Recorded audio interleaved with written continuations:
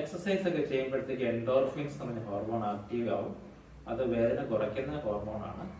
അപ്പൊ ഇതിലൂടെ ചെയ്യുമ്പോഴത്തേക്ക് അത് ആക്റ്റീവ് ആവുന്നു എന്നുള്ളതാണ് ഇൻഡയറക്റ്റ്ലി നമ്മൾ മനസ്സിലാക്കേണ്ട കാര്യം.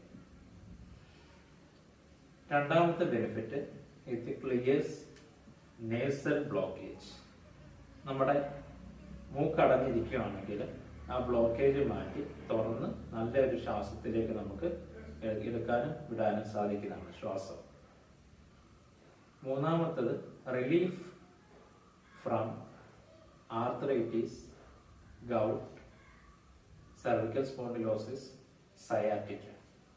ഈ 4 അസുഖങ്ങളിൽ നിന്ന് നമുക്കൊരു റിലീഫ് കിട്ടുന്നതാണ്. Arthritis, gout, cervical spondylosis, sciatica. Daily ഒരു 5-10 മിനിറ്റ് പ്രാക്ടീസ് ചെയ്യാം. Thank U.